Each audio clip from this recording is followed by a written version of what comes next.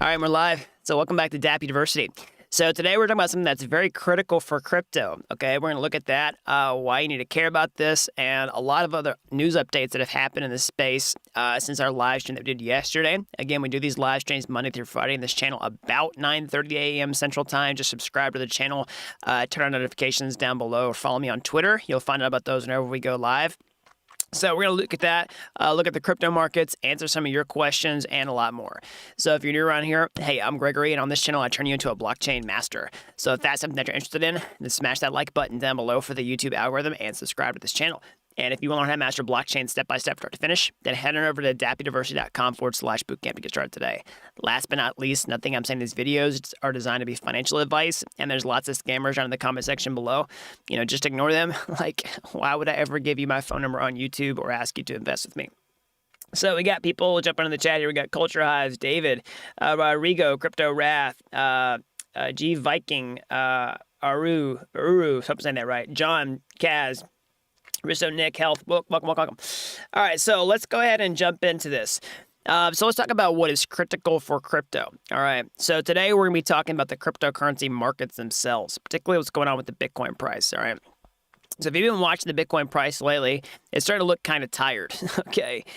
We saw it hit this, peak up around $50,000 earlier this month, and it's been pretty bearish all the entire month of September, okay? And you can see that here we've been putting in a lower high every time crypto tries to push back up. We got to $50,000, it kind of came down, tried to push back up, getting tired, and this pattern is repeating. And we're getting down to this pretty critical resistance level of about $40,000. So if I actually pull up a more sophisticated chart on this for Bitcoin, you can kind of see this pattern play out happen before when we had this sort of rounded technical top, rounded top sort of technical pattern, that we saw earlier this year back in April, May. And then we saw the same sort of bearish pattern play out until we hit this, kind of trending towards this really critical resistance line of about $30,000. And then also this more critical resistance level here, I would say at about $40,000. And one thing to take note here is that the volatility in the Bitcoin price is shrinking quite a bit, especially over the last 7 days or so, okay? And when you see volatility start to shrink like this, it typically tends to resolve kind of fast in either direction to the upside or downside, and that's why this is a pretty critical moment that you want to watch out for in the crypto market. So why do I think it's so important? For a couple reasons. Number one, Bitcoin is still a pretty good index of the overall crypto market. There are lots of crypto assets beneath Bitcoin that aren't as heavily correlated to the Bitcoin price at certain periods of time. We've seen plenty of times in the past where the Bitcoin price will go up and, certain cryptocurrencies will do absolutely nothing. We've seen times where the Bitcoin price will go down and some cryptocurrencies still hold strength because maybe they're trending for some reason. There's lots of reasons why, but it's still a pretty good index for what's going on with the overall crypto market. And so the reason I say that is Bitcoin has a pretty good influence on the direction of other cryptos, okay? So as we get to this pretty critical level of about $40,000, the volatility is shrinking as Bitcoin's making, lower highs, okay? And we're kind of at this point where it could kind of break up or down either direction. I don't think it's probably just going to stay sideways at this level for very long. And that's pretty critical in deciding what's going to happen next. So what is my view on this? The reason I think it's important is mostly for what people are going to do in terms of short-term activity in the crypto markets, okay? Some people see these type of things. Again, I'm not a huge technical analyst. I try to stick way more to the fundamentals. But when people see this, in a shorter time frame, it really affects the behavior of traders and people who are more short-term market participants or just newbies, all right? And they have a pretty significant influence on smaller, percentage changes in the price. So that's something to watch out for. Now, my perspective is I'm still cautiously bullish on this overall space, so it doesn't really bother me that much about what would happen in the short term, but it's definitely something to keep and watch out for. So, people have asked me like, hey, what's my view on the crypto markets? Like I said, if it's true what I'm saying that hey, everything's looking kind of tired. We're kind of somewhat bearish for the past month or so. What's my perspective on this? What hasn't really changed from what I've been saying these last streams before, which is still pretty cautiously bullish on the overall space because I focus on the fundamentals themselves. And when I see the fundamentals just accelerating like they are today, a lot of the short-term, price motion price movements doesn't matter as much to me because I still expect, I still expect the prices to be higher than they are today and are relatively soon on the grand scheme of things. I say relative, everybody in crypto is coming in trying to get, make money fast. But you have to keep that into a relative perspective as well. If you give 3x your money in a year, that's still pretty good when you're talking about large amounts of money compared to other ways that you could spend and invest that money. So that's kind of how I feel. So I think it's very possible that we could see $100,000 Bitcoin. I still think it's on the table. I just don't know exactly when that's going to happen. So that's my view on it. That hasn't changed from the fundamentals perspective. But on the short term, we could see we could either see a sharp move up or we could see a little more violence. And if we see the violence downward, then people are probably going to get panicked, just like they did when we breached $30,000 about a month and a half ago. So that's my view on this. This is critical for crypto. It's critical for Bitcoin that it's going to actually, kind of disseminate to the rest of the space.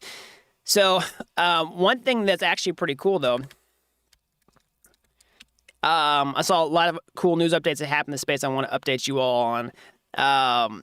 So Coinbase actually is going to now let you deposit part of your paycheck into your Coinbase account. So this is like direct deposit. So if you go get a job and you say, hey, I want to be paid directly to my bank account, that's direct deposit. Well, now Coinbase is going to actually have the ability to deposit part of this directly into your account. So cryptocurrency company Coinbase announcing a handful of new features. While the company is better known for its exchange that lets you convert USD to various cryptocurrencies, it now wants to expand its consumer services so that use the platform for different use cases for more financial services. So soon they're going to launch direct deposit in the U.S. So this way customers will be able to deposit a portion of their paycheck into Coinbase. So they can do this with the app. They can deposit, you can deposit 100% of your paycheck, it looks like. So that's pretty crazy, right? And then you can buy into crypto that way. So I think this is cool. I think this is something that's going to be more inevitable. And I've talked about this business model a few times on this channel, which is basically Coinbase is paving the way for a new bank, basically. If we have this world that's powered by digital assets and we're going to have, alternative banking solutions like decentralized finance or true DeFi, I say true DeFi, more blockchain native DeFi, I guess I should say that, versus something that's no DeFi. Like Coinbase still has a custodian where it's like a business with servers running it. Those are kind of two different things. I still think there's going to be a strong need for something that's a little more akin to Web 2.0 with Coinbase, where you have sort of a digital bank or an upgraded bank that actually deals with native crypto assets, okay? And I think that Coinbase is kind of moving more in that direction. And I think it makes sense, especially when we can reap the benefits of DeFi on the back end, or we can start doing things like savings and lending, giving people competitive interest rates. Now, I know that the Coinbase got, the SEC pushed back pretty hard on Coinbase when they're trying to launch their lend product, but I still think there are probably ways that they could offer a benefit like that to give high, competitive savings rates to their customers. But anyways, Coinbase is moving more and more in that direction, where it can become a new bank that's very competitive, that can give you benefits that are better than if you're just going to sign up for a checking account at, JP Morgan Chase or something like that, or Bank of America, whatever it is. I see Coinbase moving more in that direction, and this is evidence of that, the ability to direct deposit your check. So yesterday we saw this, let's just see here.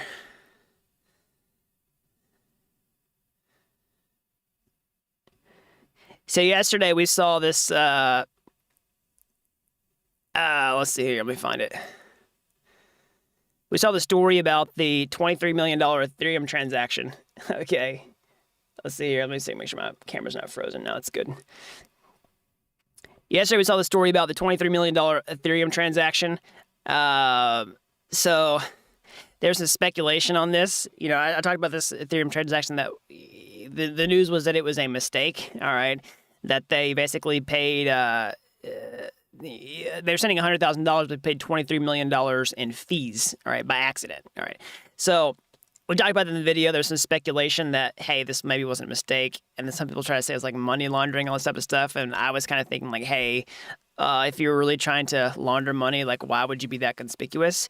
So it looks like the funds were actually refunded. Okay, so I think that's probably a vote of confidence that maybe this actually was a mistake. I don't know what the details were and how this happened. You could probably do a little more research if you wanted to, but it looks like the funds were returned. So that's a vote in the favor of it was a mistake.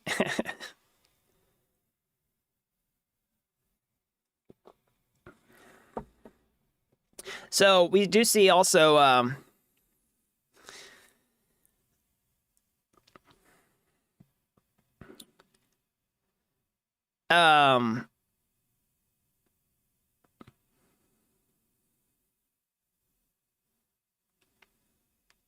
we do see ETH and ETH staked actually on ETH 2.0 rising rapidly. Okay, and the amount of Ether staked in ETH 2.0, getting everything set up for the Ethereum 2.0 launch of proof of stake, is now 6.62% of Ether, or 7.79 million Ether. And the ETH that's locked up into DeFi is 7.78 million Ether. And so now it's flipped it, and combined their over 13% of the entire ETH supply is just locked up and is not even doing anything. Not to mention the amount of Ether that's just like sitting in wallets that people aren't using that hasn't moved, in X number of days. We talk about the Ethereum supply shock being a combination of this, ETH being locked up in DeFi, ETH being locked up in staking, long-term holders not selling ETH or not spending it. We're talking about ETH being burned. This is huge. Okay. Now, of course, in order for this to have a really positive price impact on Ether, we have to see demand for Ether increase. And based on what's happening in the overall crypto markets, demand for buying is down relative to what it was, last month, just by basic logic, because the prices are down. So that being said, I do expect the prices to increase over time simply because the technology is useful and it's attracting more and more users over time. So yesterday I made a video about, cyber criminals in crypto and how they're being caught. We talked about one of those stories in our live stream on this channel about how Chainalysis helped, take down some bad guys. They had their Block Explorer website. I can't actually remember the website off the top of my head, but basically people go in and paste in their wallet addresses to check the balance. And that's kind of how the bad guy got caught. So anyways, we saw this story, talked about compliance and how people are able to sort of track people's activity on the blockchain. Don't think that just because you bought crypto on an exchange that it can't be tracked. Like, it totally can be tracked. Like, as soon as you withdraw from the exchange, everything you do on the blockchain is traceable because it's a public ledger. And if you use KYC documents to buy the crypto in the first place, it's pretty easy. So yesterday I want to iterate on that. On how you do this. You do this with multiple data points. I mean, you can trace all the activity on the blockchain, but then you can collect all this data about users through KYC information, through pretty sophisticated, just data collection. I mean, anytime you use a computer, you've got IP addresses hooked up to the internet. If you're using a mobile device, if you have a device fingerprint, there's all types of things that you can do, email addresses, phone numbers, lots of stuff where you can try to piece together data points that can help kind of figure out who somebody is, or pretty good guesses on who somebody is. So Binance just helped take down cybercriminal ring laundering $500 million in ransomware. Okay, so here's the other thing. Whenever you have sort of big ticket bad guy stuff to the tune of $500 million, there's a pretty big upside for somebody to come in and help bring this person to justice, because at the end of the day, they could always get a slice of, whatever funds they're trying to recover. So that's, we're talking about $500 million. Like, you just give somebody 1% of that, that's $5 million. That's a pretty good chunk of change. It's not a bad day's work, I'll put it that way. So that's kind of how this works. Those are the incentives are. So ransomware has become the biggest threat to online security, affecting all industries connected to the internet, from supply chains to healthcare institutions. So ransomware is actually what happened during the Colonial Pipeline hack. I don't know if you remember that I talked about some on this channel earlier this year, basically where ransomware was installed in somebody's computer, and what it does is it basically says, all right, boom, we've done something bad, or we have the threat of something bad on your computer systems, unless you right now pay us a bunch of money, we're going to do this thing, or we'll give you your control of your systems back, whatever it is. And they said, pay me $10 million in Bitcoin right now, or your computer's going to blow up. I mean, that's not really what it says, but there are countless examples of what that bad thing could be. Maybe it's blackmail. Maybe it's we've taken all your customer information. Maybe it's a healthcare company or something like that. Hey, we just took all your medical records and we're gonna release them to the public unless you pay us 10. I'm just making up examples off the top of my head, but that's an example of what a ransomware attack is. They hold something ransom unless you pay them money, and usually the ransom is something digital. So, anyways, Binance basically helped sort of track this down. And you can kind of see how they did that in this article. It's pretty crazy. So you see the thing here, a blockchain analysis shows a network of money launderers living inside macro exchanges, which deposit and withdraw to wash their money. It basically shows how the money laundering is done, and then they're basically able to reverse engineer this and then sort of bring them to justice.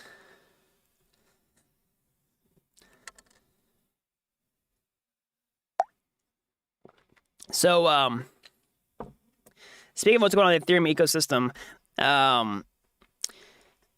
and just the blockchain world at all, in general, we're seeing more happen on the layer 2 scaling front. So Immutable X, this is the team behind the scaling solution associated with Gods Unchained. So they raised $12.5 million in under an hour through the CoinList token sale. All right, so the company behind Immutable X, an NFT-focused Layer 2 scaling solution, announced Monday that it raised $12.5 million in under an hour from its IMX token sale. So they received over 720,000 unique token registrants, but only gained 25,000 new holders. The startup raised $12.5 million in less than an hour. So this is, people are hungry to get in on these projects early. Of course, this is a pretty stark contrast from crypto from 2017 era where people didn't have products; they were just raising capital, and now we're actually seeing the type of thing where people have amazing products and communities, and they're able to raise money really fast. Now it presents a conundrum for a lot of people. It's well, how do you get that product without funding? Well, that's kind of where bootstrapping comes into play.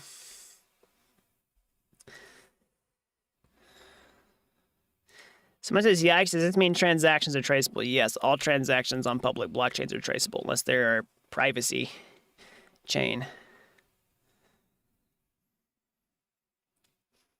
Do I think wallets are going to ask for KYC?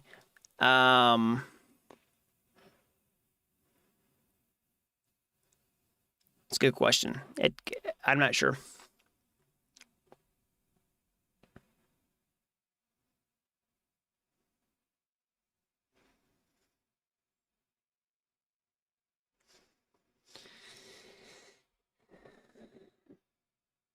So let's see here. What types of unique dApps are needed for successful blockchain mass adoption? And is the graph a useful tool for developers? Yeah, I know what the graph is. I don't personally hold any graph tokens. There's a lot. I think it's bad. There's lots of different cryptocurrencies out there. I can't own everything. But graph is definitely cool. It serves a useful purpose. Basically, it indexes blockchain data, makes it fast, quickly readable for dApps. I've actually done a video on the graph on my channel a while back. So what types of dApps are you needed for successful blockchain mass adoption? We have lots of dApps that are already pushing things in that direction. I think a lot of the DeFi stuff. I've talked about the example a lot on my channel of high yield savings. And DeFi is a pretty killer application where basically, you deposit money and you earn a competitive interest rate that's better than your bank account. Now, a few things need to happen in order for that to actually be ready for mass adoption. One is the yields have to stay good. Okay, so a lot of that's based on the supply and demand forces of DeFi in general. But basically, I think you could still keep those rates pretty good and competitive to banking with some automation on the back end. So the yields have to stay good, and then funds need to stay secure or be insured in some way. So that's another sort of barrier, I would say, for mass adoption. And then the last one is, which I think is less important, but still essential for mass adoption, which is just the user experience has to be really good, where people just feel comfortable moving money into it. And that's honestly, when I talk about Coinbase kind of becoming a neo bank or a Web 3.0 bank, I think that's probably what more people are going to do. So if you could have Coinbase, offer a high yield savings product, but they're actually doing DeFi on the back end or something like that, maybe just like taking out a performance fee for custodying your funds for participating in DeFi in that way, then that could potentially be a way to do it. But I don't, and I guess the last thing here I would say is what's a blocker is just regulations. We're seeing lots of regulatory uncertainty around DeFi. I think that's one of the reasons why it's a little bit flat right now. That's a kind of a final boss for decentralized finance. A lot of people don't like it in terms of regulation. So that is another blocker. I think in the long run, we will see something. I think the regulations are inevitable. I think my take is that if you're talking about the U.S. in particular, again, I realize not everybody watching this channel is from the U.S. I think there will probably be some upsets come out of the U.S. in terms of regulation, but I don't think we're going to be in a situation where, the U.S. is going to be a DeFi killer. I don't think that's going to happen. Now, could be wrong about that, but.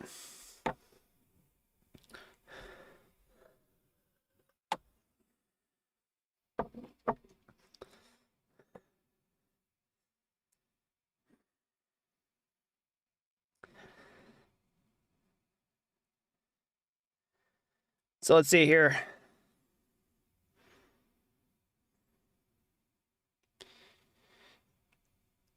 Somebody says, is my crypto safe on, I'm not even going to say the wallet name out loud, blank wallet. I don't know that particular wallet, but if it's custodial, then the whole adage goes, not your keys, not your crypto.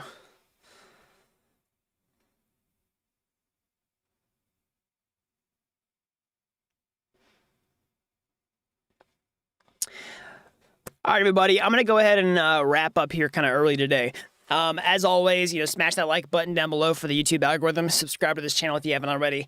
That really helps these videos out so that more people can learn about blockchain. And if you're as fascinated with this technology as I am, you want to get your hands dirty, how can you get started today? Well, you can go to my YouTube homepage. You can find my free courses there. They're like Udemy courses, but they're totally free. And if you like those and you want to take the next step, or hey, maybe you want to take a master shortcut entirely, I can show you become a blockchain master step-by-step from start to finish over at dappuniversity.com/bootcamp. You don't have to be an expert to get started today. I've helped people with zero coding experience become real-world blockchain developers in a matter of months. So that's all I've got. And until next time, thanks for watching Dapp University.